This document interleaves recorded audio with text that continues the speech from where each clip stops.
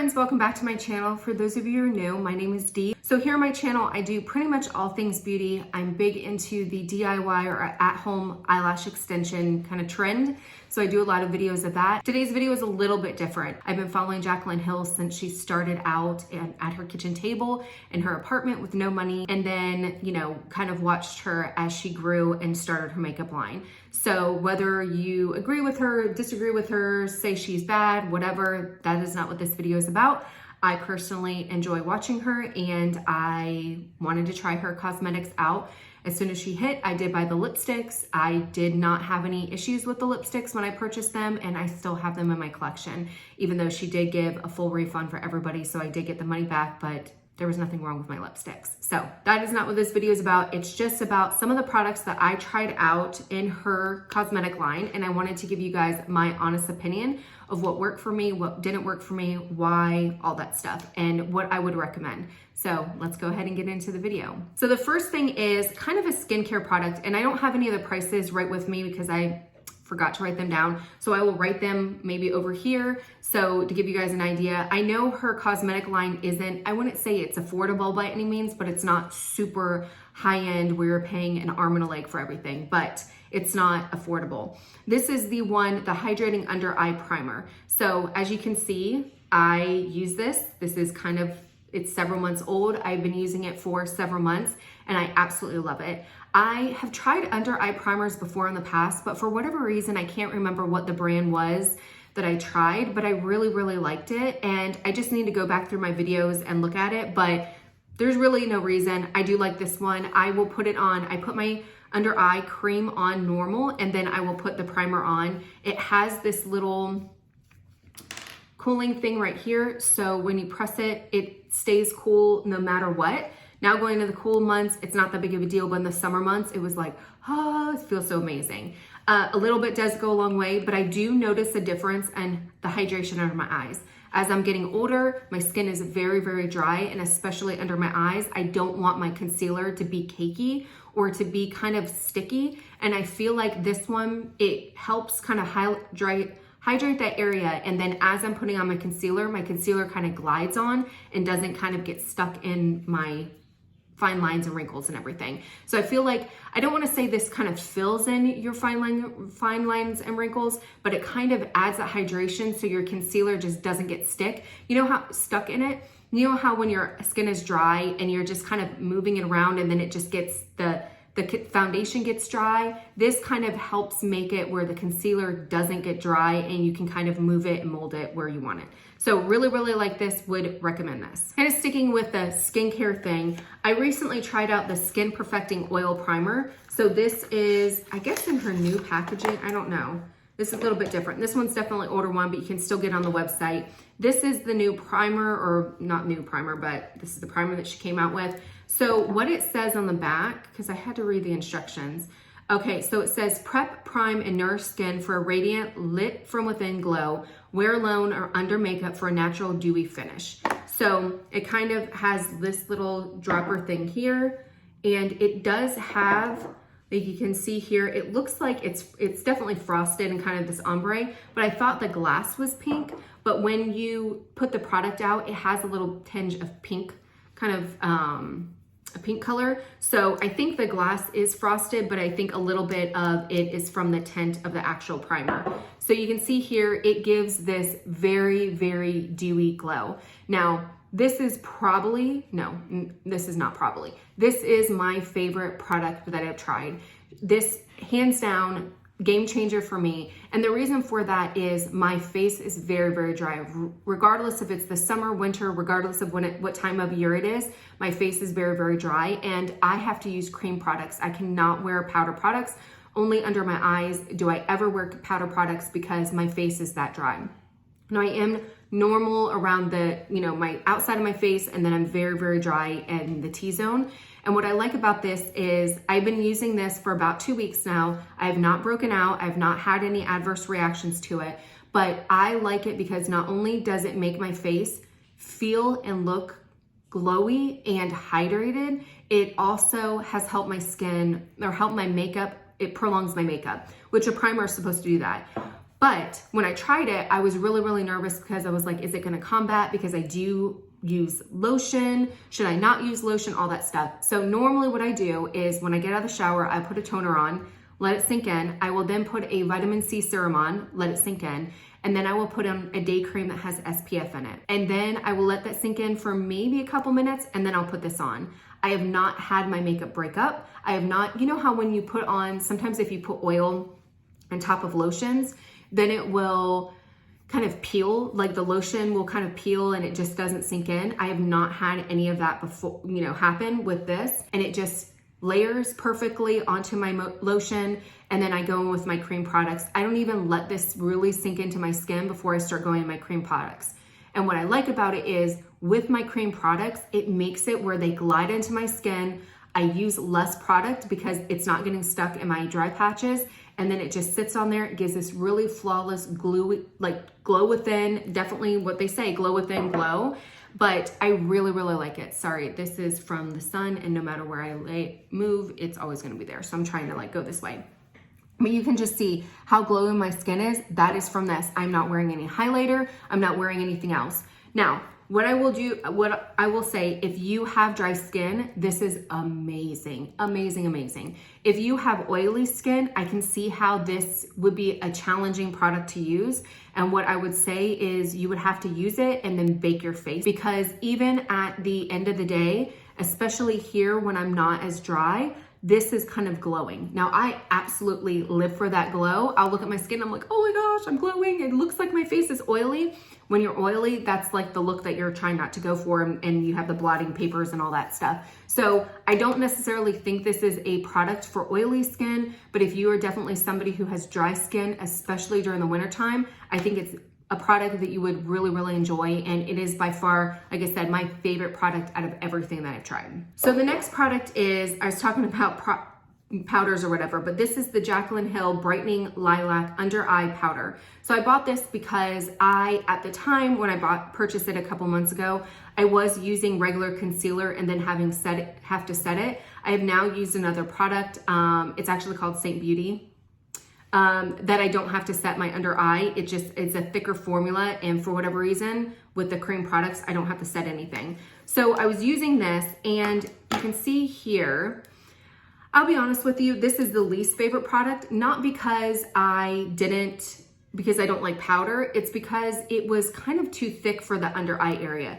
It says it's for the under eye area. It definitely has a kind of a purpley color to it, and it does brighten that area, but for me, it was just a little bit too thick. It reminded me of a powder that you would bake with. So if you were definitely into the still baking of the under eye, which I absolutely used to do when I used regular eye concealer, I would bake with it. But now, since I'm getting older, that baking method just doesn't do me justice. I feel like it makes my under eye area look very dry and kind of flat. This is supposed to brighten it up, but to me, it just was too thick.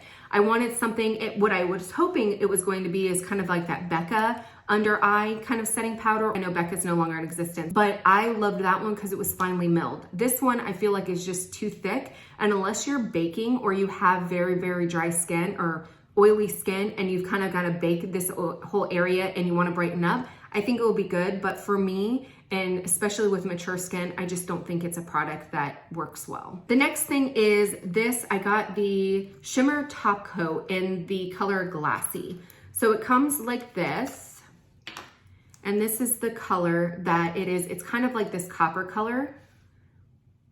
And I'll be honest with you, now it looks fine right there because I just have that primer, but when I go to put it on, it seems very, very dry. Now, I don't currently have it on. I have something else on. But, I mean, it's a really, really pretty color, but it's not like creamy. It's almost like I don't know, it almost feels dried out, to be completely honest with you. But I don't know if that's the way it's supposed to be. And I haven't really done any research to say, so I'm just saying that, but that's the way it's not, I expected when I dip my finger in to have kind of sponginess. It's not like that at all. It feels like a regular shadow, but it does feel like it has glitter, like it's a roughness. But when you put it on your lid or you swatch it, there's absolutely no glitter. It's got a shimmer to it, but there's no glitter. I like that because I don't like glitter in my eyeshadows because I feel like it really kind of leaves little cuts and is incredibly uncomfortable. But this one looks like that pretty glimmer. It's kind of got that coppery color. And as you can see, it's really, really pretty. It doesn't, when I put it on, it doesn't crease or anything. But what I found was when I put it on by itself, it's just a little bit too dry. I don't get the color pigment that I like. So what I do is I go in with an eyeshadow stick, kind of a pretty, I have a champagne color. It's actually the Clinique, I'll put it down below. It's like Clinique something, the chubby stick or whatever. But I put that on and then I put this on top of it, and the champagne color just gives that moistness. And I know that's not the best word to use, but it just kind of makes it a little bit more damp. And then I put this as a top coat, which is, that's what it's supposed to be, a shimmer top coat. And I feel like I get the pigment that I want. It stays where it needs to stay and it doesn't crease. So I'm not opposed to this product by any means. I think it's really, really pretty. I think that it has its purpose and I've actually used it a lot. I just was a little confused when I first got it and not really sure what I was supposed to do with it.